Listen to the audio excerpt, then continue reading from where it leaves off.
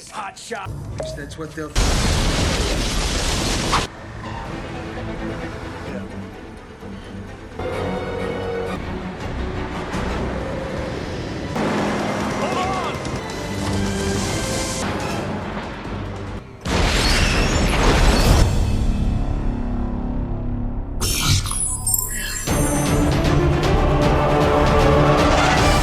Layar action. Cerita dibuka di ruang bawah tanah sebuah gedung di pusat kota Los Angeles. Seorang petugas keamanan menemukan pria berpakaian kerja yang tengah mengotak-atik panel listrik. Pria itu bernama Howard. Saat petugas meminta surat izin kerja, Howard langsung menghabisinya dengan pisau. I'm gonna have to see a work order. Di lantai 42, para karyawan mengantri untuk masuk lift yang sudah penuh sesak. Tanpa disadari siapapun, bahan peledak telah terpasang rapi di kabel utama lift dan bom pun meledak, memutus kabel baja dan membuat lift terjun bebas. Rem darurat berhasil menghentikannya dengan guncangan keras. Nggak lama, dua anggota SWAT tiba, yaitu Jack dan rekan seniornya Harry. Di lobi, Kapten Mahon menjelaskan situasinya. 15 orang terjebak di lift ekspres, lantai 30.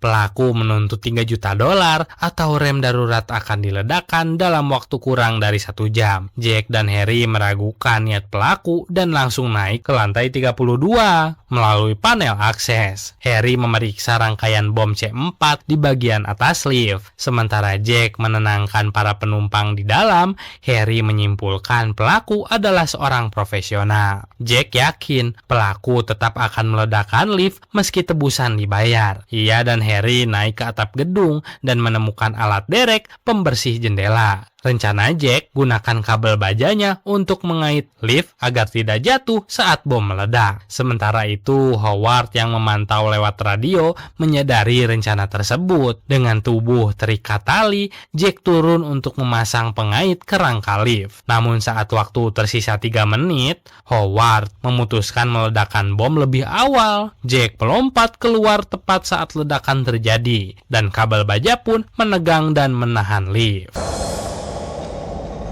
Of this, you get a tiny pension.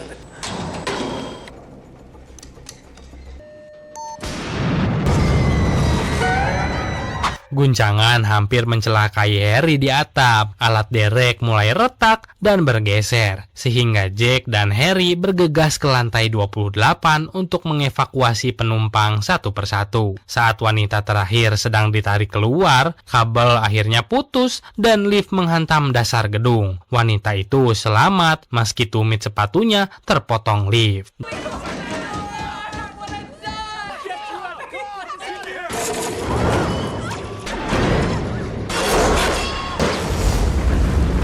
Jack mencurigai pelaku memantau dari dekat karena bom diledakkan lebih awal. Ia menduga pelaku menggunakan lift barang yang tidak dihentikan. Mereka menemukan aktivitas di poros lift dan meluncur turun lewat kabel. Tembakan senapan mesin menembus atap lift, membuat Harry jatuh ke dalam dan pingsan. Jack nekat lompat masuk, langsung ditodong Howard, tetapi peluru Howard sudah habis. Howard kemudian menjadikan Harry sebagai sandera sambil mengungkap jati dirinya sebagai pengebom yang melilitkan dinamit di tubuhnya.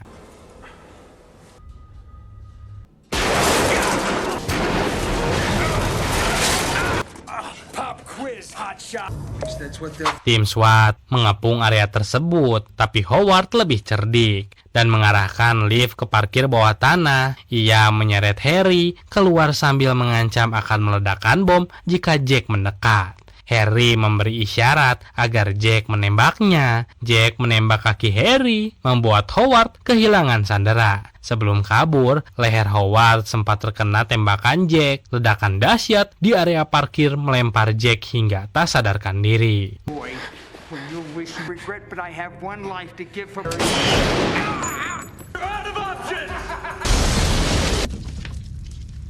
Jack dan Harry mendapat medali dari wali kota. Harry tetap kesal karena benar-benar ditembak. Namun di tempat lain, Howard ternyata masih hidup. Ia menonton upacara itu di televisi dengan tatapan penuh dendam. Malam itu, rekan-rekan polisi merayakannya di sebuah bar. Harry yang mulai mabuk mengingatkan Jack bahwa kali ini mereka hanya beruntung dan keberuntungan suatu saat akan habis. Keesokan paginya, Jack bertemu sopir bus bernama Bob di kedai kopi. Hanya beberapa detik setelah Bob kembali ke busnya, ledakan dahsyat menghancurkan bus tersebut. Jack terlempar dan melihat api melahap Bob. Sebuah telepon umum berdering. Terdengar suara Howard yang mengejek medali Jack dan menjelaskan dirinya selamat karena telah mempersiapkan segalanya. Howard menuntut 3,7 juta dolar sebagai ganti rugi. Lalu ia memberikan ancaman baru.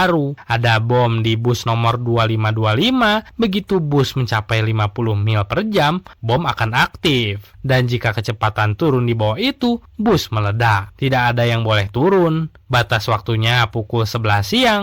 Mendengar hal itu, Jack langsung memacu mobilnya menuju rute bus tersebut. Be easy on him. Hey, Jack. See you tomorrow.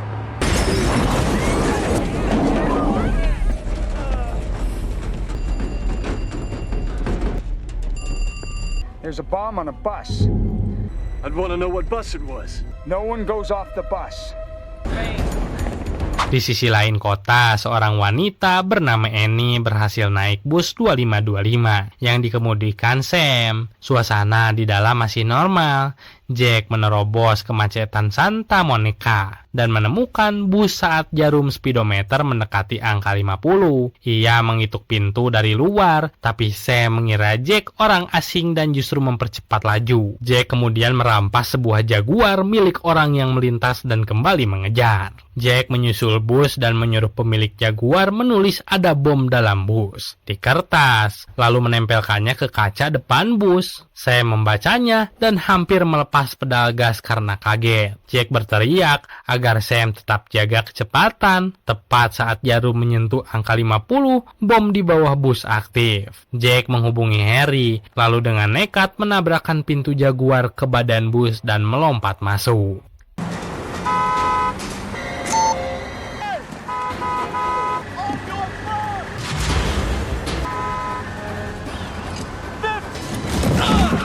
Di dalam bus, seorang penumpang bernama Ray panik mengira Jack datang menangkapnya dan mengeluarkan pistol. Penumpang lain bernama Ortiz mencoba menyergap Ray. Tembakannya meleset dan mengenai Sam. Otomatis bus langsung oleng dan Annie sigap mengambil alih kemudi. Ia hampir menginjak rem, tapi Jack langsung melarang. Setelah Ray dilumpuhkan dan diborgol, Jack menjelaskan kondisi sebenarnya kepada semua penumpang. Annie mengaku SIM-nya baru saja dicabut karena pelanggaran kecepatan. Jack hanya tersenyum tipis. I'm Jack Trabb in LAP. Get away from me! There's two cool guys just hanging out. Sam, oh God, Sam! Don't stand by! Kapten Mahon memantau dari helikopter. Berita menyebar di televisi dan Howard menonton santai dari layar kaca. Jack membuka panel lantai bus dan menemukan tumpukan C4 yang terhubung ke berbagai pemicu, termasuk jam tangan emas sebagai pengatur waktu. Harry yang mendengar deskripsi jam tangan itu mulai curiga. Pelaku sangat memahami taktik polisi, kemungkinan besar mantan anggota kepolisian. Annie dihadapkan pada kemacetan parah dan terpaksa keluar ke jalanan kota. Bus nyaris menabrak kereta bayi yang ternyata hanya berisi kaleng bekas milik pemulung. Kapten Mahon mengarahkan mereka ke jalan tol 105 yang masih dibangun. Tetapi Annie harus melewati tikungan tajam di area konstruksi. Jack memerintahkan semua penumpang pindah ke sisi kiri sebagai penyeimbang. Ban sempat terangkat. Penumpang teriak, tapi Annie berhasil melewatinya. Di jalan tol yang kini lengang, Jack memuji Annie dan mereka saling memperkenalkan diri. Jack menjelaskan bahwa teror ini adalah dendam pribadi dari seseorang yang gagal mendapatkan uang tebusan di masa lalu. This side of the bus now!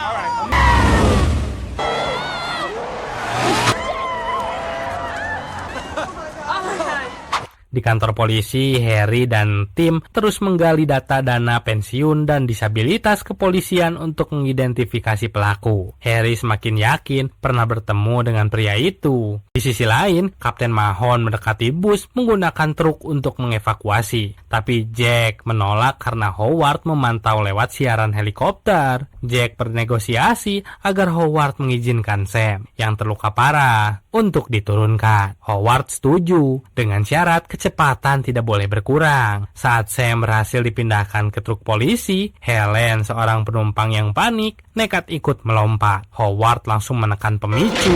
Bom kecil di tangga depan meledak dan Helen terlempar ke aspal. Dan dia langsung tewas di bawah roda bus. Suasana di dalam bus kacau. Penumpang berteriak dan saling menyalahkan. Jack membentak agar semua tetap tenang.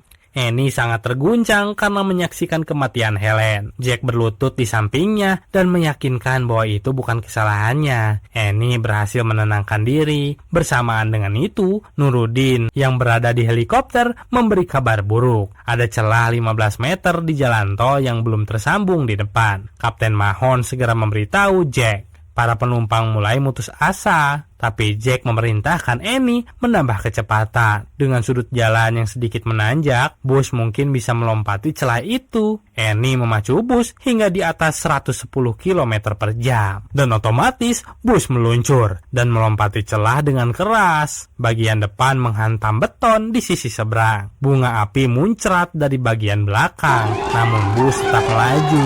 Sorak-sorai dan tangis haru pecah di dalam. Bahkan Ortiz memuji Annie sebagai pahlawan. Jack mengarahkan Annie ke area kargo Bandara Lex yang luas dan lengang, jauh dari pantauan helikopter berita. Howard menelepon kembali dan menuntut uang kertas dalam 2 tas plastik transparan. Jack memancing Howard agar mengizinkannya turun untuk mengurus uang, dan Howard pun setuju, tapi memperingatkan agar tidak curang. Jack berpamitan pada Annie dan melompat ke mobil Kapten Mahon. Di sana, ia menolak rencana evakuasi massal dan memilih langkah paling beresiko, yaitu menyelinap ke bawah bus untuk menjinakkan bom secara manual. Very, very exciting. I want money, Jack.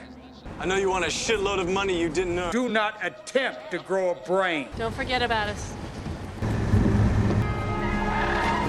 Jack berbaring di papan peluncur rendah dan menyelinap ke kolong bus. Dengan panduan Harry lewat radio, ia mulai menjinakkan bom, tetapi rangkaian sirkuitnya sangat rapat. Di waktu bersamaan, Harry dan Robin berhasil mengidentifikasi pengebom itu sebagai Howard Payne, mantan anggota unit penyindak bom kepolisian Atlanta yang pensiun karena kehilangan 1 jempolnya. Harry memerintahkan Jack keluar karena mereka akan menggerbek rumah Howard. Namun, ban bus merusak roda papan luncur dan Jack terseret di aspal. Hampir tergilas roda belakang. Ortiz bersama penumpang lain membentuk rantai manusia dan berhasil menarik Jack naik. Sayangnya, Jack tanpa sengaja merusak saluran bahan bakar sehingga bus kini bocor bensin.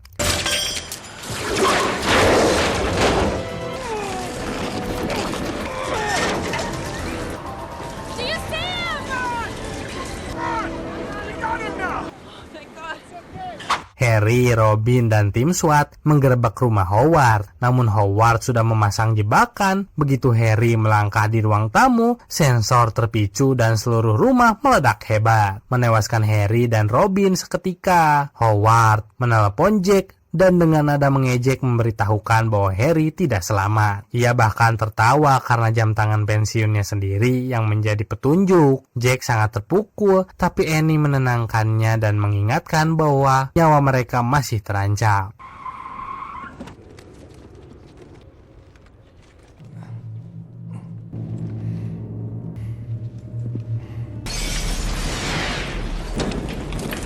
Jack menyadari sesuatu. Howard menyebut Annie sebagai Wildcat, sebutan yang hanya ada di kaos yang Annie kenakan. Artinya, Howard memasang kamera tersembunyi di dalam bus. Dengan bantuan tim berita, Kapten Mahon menemukan frekuensi sinyal kamera dan merekam situasi di dalam bus. selama 1 menit, lalu diputar berulang agar Howard mengira semuanya normal. Memanfaatkan rekaman itu, Jack segera mengevakuasi penumpang ke truk bandara yang melaju berdampingan. Saat proses berlangsung, ban bus pecah dan hampir mengenai Stephen yang sedang melompat. Ortiz berhasil menariknya tepat waktu. Setelah semua penumpang selamat, hanya Jack dan Annie yang tersisa di bus yang mulai kehabisan bahan bakar.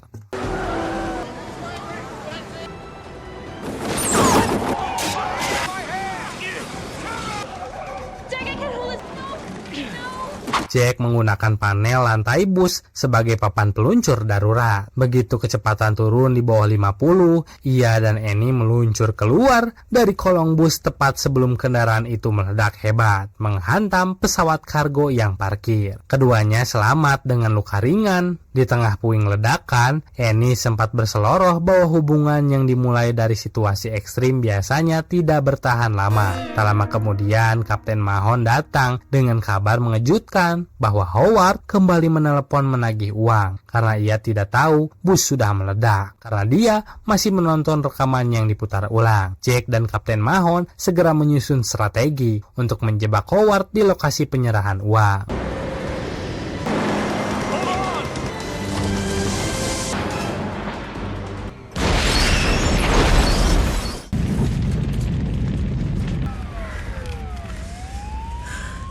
Namun rencana penjebakan di Pershing Square gagal total. Howard menyadari rekaman tipuan, menyamar sebagai polisi, lalu menculik Annie tepat di depan tim SWAT. Jack mengejar hingga ke terowongan dan menemukan Annie sudah dipasangi bom C4. Tangannya memegang pemicu yang akan meledak jika dilepaskan. Howard membawa Annie masuk ke gerbong pertama kereta bawah tanah. Jack nekat melompat ke gerbong belakang saat kereta bergerak. Di dalam, Howard menembak mati masinis dan merusak panel kontrol, membuat kereta melaju tanpa kendali. Jack merayap ke atap kereta untuk mencari celah, tapi Howard menyadarinya dan menembaki atap hingga melukai lengan Jack. Pertarungan puncak terjadi di atap kereta yang melaju kencang. Howard menyerang Jack dengan brutal karena uang tebusannya terkena bom Cat. Di tengah perkelahian, Jack melihat pipa besi rendah di langit-langit terowongan. Dengan satu tendangan keras, ia membuat Howard berdiri tegak tepat saat pipa menghantam kepalanya hingga terputus.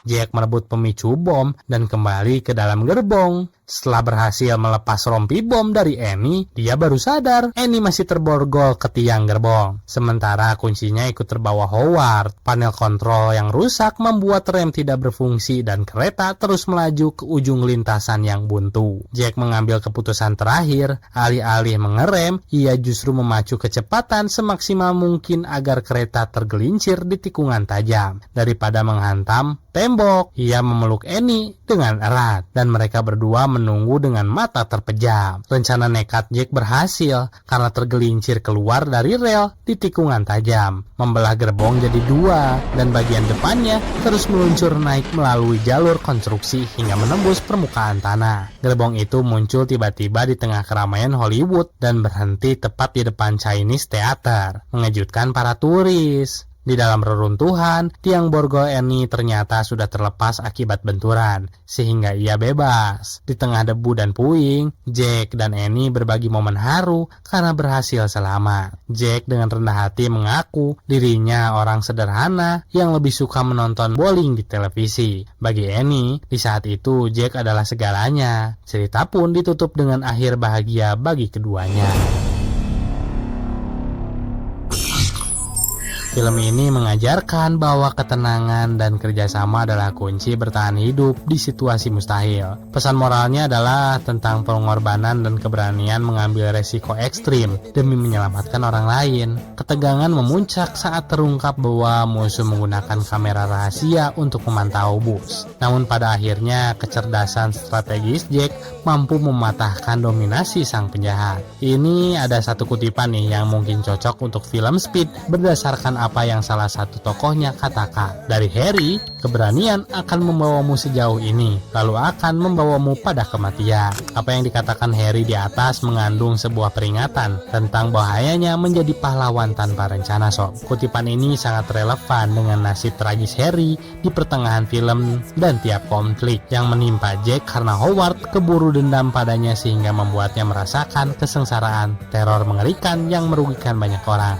Bener-bener definisi tontonan yang gak kasih kita nafas dari awal sampai akhir. Dan kalau kamu di posisi mereka, kira-kira bakal seberani itu gak sih? Atau kalian kabur begitu aja? Atau kalian menangis di pojokan? Atau kalian, ya sudahlah, lupakan. Jangan lupa buat klik tombol like, subscribe, dan nyalain loncengnya biar gak ketinggalan film-film seru lainnya. Tulis juga di kolom komentar kalau kalian punya teori lain atau ada saran film keren yang mau kita bahas selanjutnya. Boleh dong. Share video ini ke teman kalian yang suka film thriller penuh aksi. See you next time and goodbye.